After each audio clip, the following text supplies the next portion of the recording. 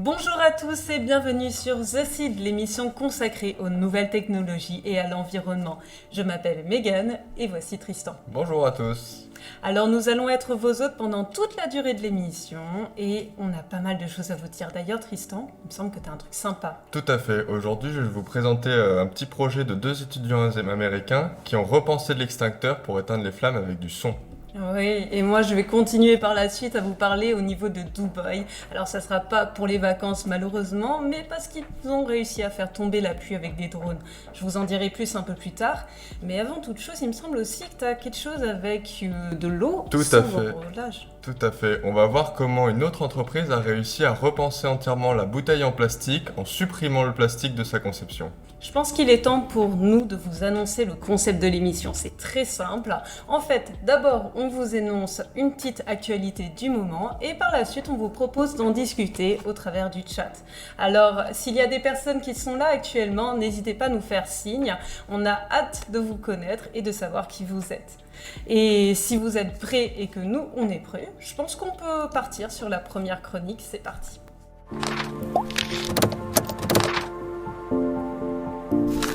Aujourd'hui, on part en voyage aux États-Unis, dans l'État de la Virginie, dans une université de George Mason dans laquelle deux étudiants se sont intéressés aux extincteurs. Ils se sont posé la question comment est-ce qu'on pouvait supprimer justement ce combustible qui amène l'extincteur à se vider et pouvoir le garder plus longtemps, mais aussi faire un extincteur qui aurait un moindre coût et un moindre impact sur l'environnement. Ils ont donc travaillé avec des basses hautes fréquences pour essayer de créer un rythme qui viendrait étouffer les flammes. Comment ça fonctionne ? Les hautes fréquences rebondissent dans un gros canon qui redirige le son en direction des flammes, va permettre une vibration entre l'air et le combustible et sépare l'oxygène du comburant. Et c'est comme ça que la flamme va pouvoir s'éteindre. Ils ont créé ce petit prototype en 2015. Malheureusement, leur projet ne verra pas la lumière du jour, même si le prototype était efficace. On peut se poser la question notamment pourquoi est-ce que ça n'a pas été redistribué derrière. Peut-être que c'était pour des questions de coût ou peut-être de fonctionnalité. On remarque notamment que quand leur produit est utilisé, c'est souvent sur des petites flammes, peut-être que c'est moins efficace sur des gros incendies. D'ailleurs, d'un aspect sonore, est-ce que c'est pas trop bruyant ? Alors là, non, justement, étant donné qu'on utilise des basses à haute fréquence, c'est vraiment un son, un gros bourdonnement qui reste très léger, mais surtout qui est redirigé dans la direction du feu. Ce qui veut dire qu'en fait, on n'entend presque rien lors de son utilisation, à part un petit grésillement, mais très léger. D'accord, donc au moins sur cet aspect-là, on est assez tranquille. Voilà, c'est assez simple à utiliser. Est-ce que ça aurait été pas encombrant finalement? Parce que quand on voit les vidéos qui parlent de l'invention, ça a l'air quand même sacrément massif. Tout à fait. C'est vrai que sur leur extincteur, leur prototype, on voit que c'est quelque chose qui prend quand même de la place et qui est difficile à manipuler, contrairement à un extincteur classique. Ils se sont pourtant inspirés des extincteurs qu'on connaît tous pour reproduire le leur. Cependant, avec une si petite taille, ils ne sont contraints qu'à éteindre des toutes petites flammes. Un autre truc qui aurait fait que ça n'a pas fonctionné, c'est peut-être que les composants étaient trop difficiles à trouver ou que la construction de cet extincteur demandait trop de temps à la réalisation. Alors là, pourtant, cet extincteur semblait être un petit peu plus prometteur parce qu'ils ont réussi à faire des économies quant à la production de cet extincteur qui du coup ne demandait pas de comburant en fait pour fonctionner, seulement d'un haut-parleur assez puissant et d'une caisse de résonance, ce qui fait qu'en fait on faisait vraiment d'énormes réduction de coûts à la production et sur la matière première. Mais derrière ça, on perd une efficacité flagrante qui du coup supprime un petit peu l'intérêt de cet extincteur. Peut-être à voir, à retravailler, si on peut essayer de faire grossir ce projet. Je pense que déjà c'est la toute première fois qu'on se sert du son pour éteindre une flamme, donc c'est déjà du jamais vu, c'est déjà incroyable qu'ils aient réussi à le faire. Oui. Je pense que c'est une nouvelle technologie sur laquelle on a besoin de se pencher encore pendant un moment, si on a envie qu'elle vienne un jour à fonctionner. Oui. Mais ça demande encore pas mal de technicité. Est-ce que vous en avez déjà entendu parler? Est-ce que ça vous intéresserait de vous servir de ces extincteurs qui font du bruit?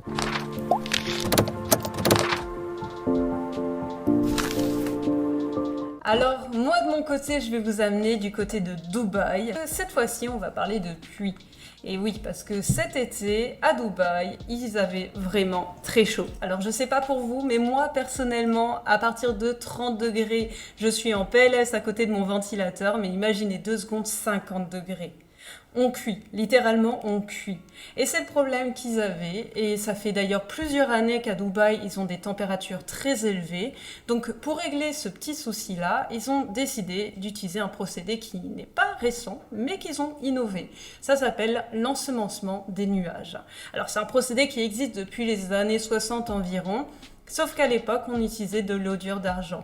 C'est pas forcément l'idéal d'utiliser un produit chimique. Et là, à notre époque, en 2021, ce qu'ils ont fait, c'est qu'ils ont décidé d'utiliser des drones. Alors, le procédé, il est assez simple. Ils ont envoyé les drones vers la hauteur des nuages. Et à ce moment-là, grâce à des lasers, ils ont pu envoyer des faisceaux qui ont pu finalement électriser les nuages. Et les particules fines d'eau ont fini par s'agglomérer pour créer des gouttes beaucoup plus grosses par la gravité. Ça fait des averses. Vraiment, moi, j'ai envie de parler de ça avec vous. Donc, qu'est-ce que tu en penses, toi, de ton côté? Alors moi, personnellement, ça me laisse un petit peu sceptique, hein. Comme tu l'as expliqué, cette idée de venir s'improviser grand Manitou et de contrôler la pluie, c'est quelque chose qu'on cherche à faire un petit peu depuis la nuit des temps. Et pour la première fois, on y est arrivé grâce à la technologie. Ouais. C'est vrai que ça pourrait avoir des applications vraiment positives si c'est utilisé aux bons endroits et pour les bonnes personnes, notamment pour les pays défavorisés, Exactement. les pays qui vivent des grosses sécheresses. Pour moi, la ville de Dubaï ne fait pas partie de ce cas. Maintenant, c'est vrai que Dubaï fait partie des pays les plus secs du monde. Alors, évidemment, ils sont dans la priorité. Cependant, la ville la plus riche peut-elle se permettre d'utiliser ce genre de technologie aux dépens de ses voisins qui, eux, ont réellement besoin de cet apport en eau et qui se battent et qui luttent tous les jours pour pouvoir y accéder? Effectivement, et surtout que d'un point de vue de législation, comment prouver que le voisin à côté nous a piqué de l'eau?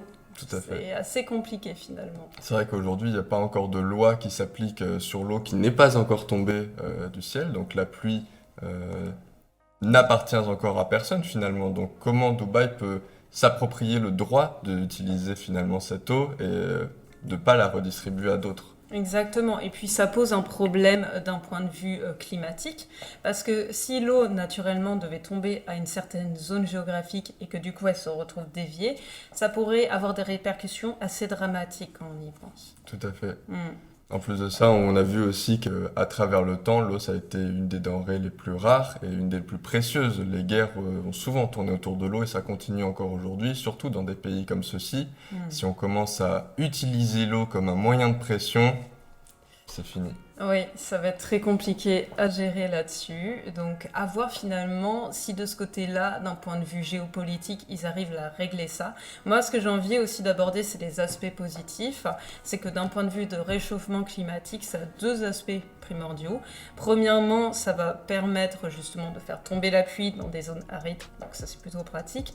Et deuxièmement, grâce aux nuages, on peut essayer de filtrer un petit peu les rayons venus du soleil et par cela éviter un réchauffement climatique beaucoup trop important. Et l'impact touristique. Ah, très intéressant, Sushi.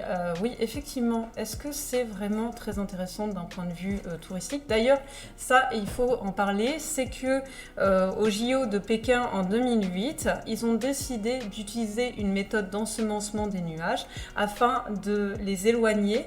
On sait qu'à Pékin, le smog est très important. Et donc, pour essayer de faire en sorte que la ville soit plus accueillante, ils ont fait en sorte que les nuages s'éloignent le plus possible de la ville.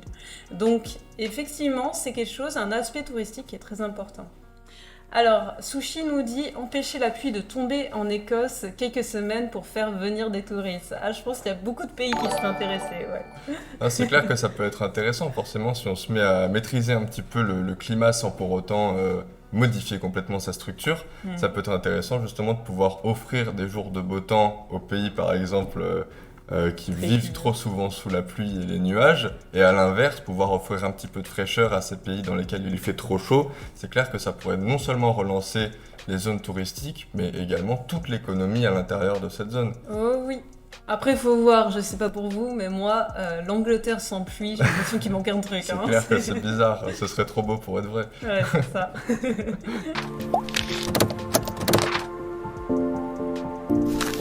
On reste dans le thème de l'eau cette fois-ci, mais on se rapproche de la bouteille en plastique. Des entreprises américaines se sont penchées sur la question comment faire pour conserver l'eau sans contenant. J'entends par là supprimer complètement la bouteille, quelle que soit la matière, plastique, verre ou autre. Ici, l'idée ce serait de rendre justement ce contenant complètement comestible pour essayer de supprimer entièrement le déchet de cette ressource qu'est l'eau. Parce que finalement, l'eau, on en consomme tous les jours. Les Américains consomment près de 35 milliards de bouteilles en plastique d'eau par an, ce qui est vraiment énorme. Et ça, c'est que l'Amérique, je ne compte même pas le reste du monde. Alors comment faire justement pour pallier à ce problème? C'est ce que sont posées la question des entreprises américaines et ils s'en sont venus à cette réponse. Se servir d'une algue pour reprendre sa gélatine et créer une sorte de bulle d'eau avec une fine couche gélatineuse autour qui se dissout au contact de la salive et de l'humidité. Sans tout ça. Ici, l'idée, c'est de créer une petite bille en fait qui contiendrait l'équivalent d'une gorgée d'eau et qu'on viendrait mâcher directement. Alors à l'intérieur, pas de panique, ce n'est ni fondant ni gélatineux ou quoi que ce soit, ce n'est que la membrane qui l'est légèrement et une fois que celle-ci est percée, elle se dissout entièrement dans l'eau et il ne vous reste plus que la gorgée d'eau à avaler. En fait ici c'est un nouveau moyen de consommation qui supprime entièrement du coup la bouteille en plastique comme je le disais et qui pourrait servir à des économies d'énergie et de matière inimaginable au long d'une seule année. D'ailleurs, c'est pas un peu le même système utilisé en cuisine moléculaire ou pour les bubble tea par exemple? Si, tout à fait. L'idée ici, c'est d'enfermer dans une fine membrane, encore une fois, les ingrédients qu'on souhaite incorporer pour créer quelque chose de totalement inédit et de jamais vu, pour réimaginer la consommation et l'expérience en fait de la dégustation. Ici, non seulement la bouteille d'eau pourrait être supprimée, mais ça pourrait aussi avoir des avantages dans certains cas, par exemple les marathons. Les marathons, les triathlons, tout ce qui est course de sport et compétition. Si la bouteille d'eau en plastique est supprimée, non seulement le sportif n'a pas besoin de se l'intramballer, mais en plus de ça, s'il doit passer devant un stand, il n'a plus qu'à saisir une petite bille, la déguster et c'est reparti. Plus besoin de porter de bouteille, plus besoin de la jeter par terre non plus. Et en fait, tout un cycle de vie de la bouteille en plastique disparaît pour laisser place à une utilisation unique et instantanée. Et d'ailleurs, est-ce que tu vois comment ça se passe maintenant, où en est finalement cette entreprise? Est-ce qu'elle a évolué? Aujourd'hui, on arrive déjà à le faire, c'est-à-dire qu'on a les moyens techniques de réaliser cette petite bulle et elle tient en place. Le seul problème, c'est que c'est pas très répandu. Et puis aussi, ça prend un petit peu de temps de les créer. On va dire qu'à grande échelle, c'est pas encore assez installé pour pouvoir le disperser dans le monde, ou même juste à l'international. Donc ici, l'idée, ce serait justement de simplifier un petit peu cette idée et surtout de la proposer à tout le monde, de faire tester, si un jour ça vous arrive, ça existe un petit peu des stands, j'en ai déjà croisé, il me semble-t-il, à Nice, qui font goûter justement cette petite perle d'eau. N'hésitez pas à partager justement cette idée et à la défendre parce que finalement c'est une très bonne solution et alternative à la bouteille en plastique. Maintenant, aujourd'hui, on rend compte quand même certains problèmes, ça peut pas juste être une idée parfaite. Le premier souci qu'on se pose, c'est comment est-ce qu'on contient justement cette gélatine, comment est-ce qu'on la porte, comment est-ce qu'on la transporte. Ici, l'idée, c'est d'avoir une petite boîte en fait, ou une boîte en verre, ou une boîte en carton, ou quoi que ce soit, mais qui empêcherait vraiment l'humidité de rentrer en contact avec ces billes, parce qu'à partir du moment où elles sont humides, l'algue se dissout et elle s'ouvre. Et si une bille s'ouvre et qu'elle vient mouiller toutes les autres, c'est fini. Donc là, retour à la bouteille en plastique.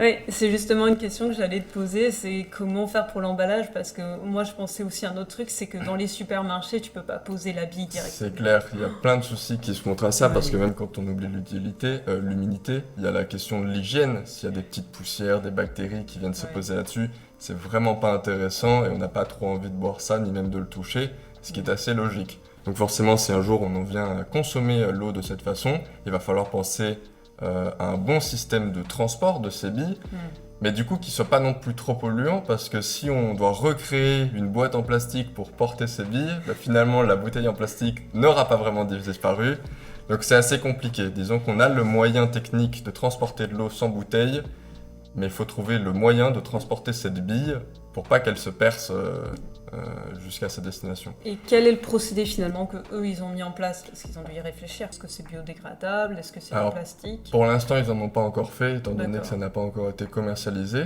Je pense, jusqu'à aujourd'hui, quand ils veulent présenter un petit peu ces billes au monde qui doivent les déplacer. Ils Ouais. se servent ou de jarres en verre justement qui ne laissent rien passer, qui est fermé très hermétiquement, Oui. ou alors ils vont se servir de packaging en carton qui de la même façon ne laisse pas passer l'humidité s'il est assez épais ou s'il est plastifié. Alors c'est pas des solutions à long terme évidemment, aujourd'hui c'est surtout pour répandre l'idée chez les utilisateurs que cette bulle existe et que ce serait intéressant de lui donner un petit coup de pouce. Oui, ça serait même très pratique. Du coup, on a vu la grande majorité des choses. C'est Ouais. déjà pas mal pour une première session. Exactement. Et en tout cas, on vous remercie d'avoir été présent pendant tout le long de ce live. Il faut savoir que vu que c'est une première, on reste assez court. À l'avenir, ça sera beaucoup plus long, bien évidemment. Mais en tout cas, merci beaucoup de votre présence et à dans 2 semaines pour le prochain live. Sur ce, à plus.